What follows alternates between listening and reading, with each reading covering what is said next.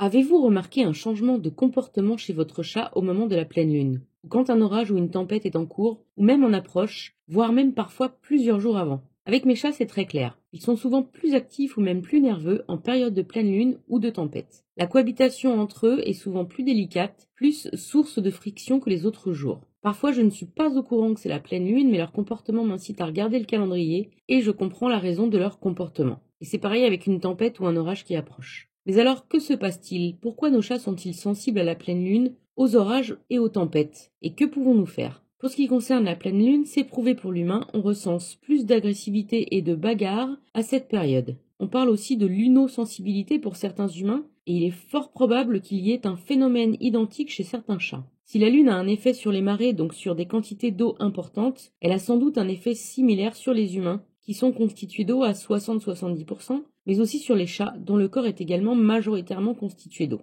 Pour ce qui concerne le chat, d'autres hypothèses sont émises. En période de pleine lune, le rayonnement de l'astre est plus intense, la lumière à l'extérieur est donc plus forte. Est-ce que les proies des chats voient plus leurs prédateurs à ce moment, rendant alors la chasse plus compliquée pour eux? Ou est-ce que les proies évitent de sortir au moment de la pleine lune, conscientes du danger augmenté? Quelle que soit l'origine, le nombre de proies capturées dans la nature est donc potentiellement plus bas au moment de la pleine lune. Et les chats ont donc peut-être plus faim que d'habitude, ce qui peut expliquer leur comportement. Et la pleine lune est peut-être même une menace ancrée chez le chat, un probable instinct hérité de leurs ancêtres. Et les parasites présents dans le système digestif du chat prolifèrent au moment de la pleine lune. L'accumulation d'invités indésirables aurait-elle un impact sur le comportement du chat à cette période? Nous ne le savons pas vraiment, en tout cas pas à ma connaissance, mais c'est une explication possible. En tout cas, le lien entre pleine lune et variation de l'humeur et donc du comportement du chat est l'objet de nombreux témoignages indiquant qu'il y a un rapport concret entre les deux. Mais alors que faire au moment de la pleine lune? Pas grand-chose, si ce n'est ne surtout pas punir le chat pour son comportement, recommandation valable 365 jours par an d'ailleurs,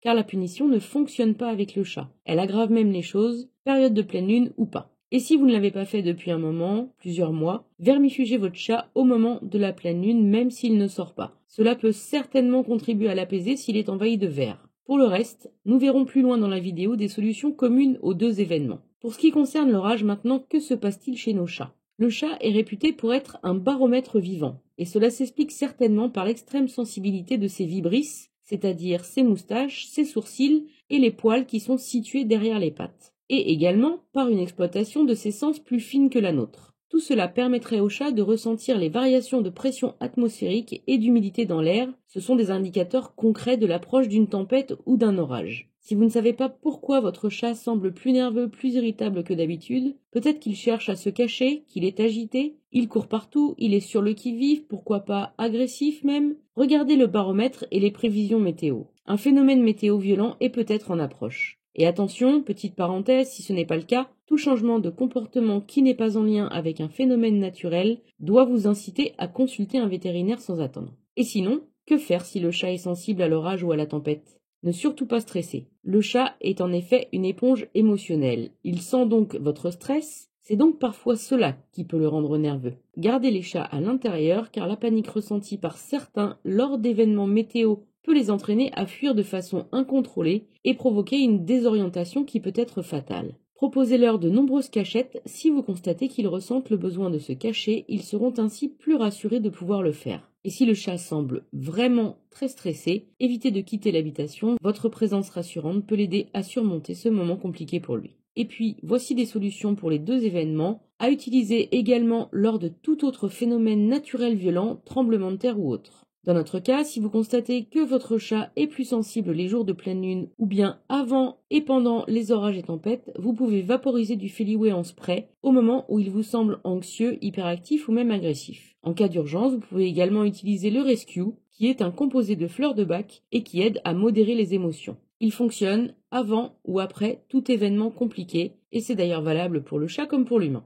À donner au chat sur une friandise, un morceau de jambon, un morceau de fromage ou un aliment qu'il adore. Voilà, nous avons fait le tour de la question. Je compte vraiment sur vos témoignages sur le sujet en commentaire. Je suis très intéressée par vos retours sur l'impact de l'orage, de la tempête et de la pleine lune sur vos chats. Sont-ils sensibles à tout cela ou pas du tout? Dites-nous tout en commentaire. Et si vous souhaitez en apprendre encore plus sur le chat et son comportement, je vous offre mon manuel PDF exclusif 30 idées pour occuper le chat. Le lien est dans la description de la vidéo. Si cette vidéo vous a plu, mettez-lui un pouce j'aime, partagez-la sur vos réseaux sociaux et abonnez-vous à la chaîne pour bénéficier gratuitement des prochaines vidéos sur le bien-être du chat et son comportement. Et en attendant la prochaine vidéo, prenez bien soin de vous et de vos loulous!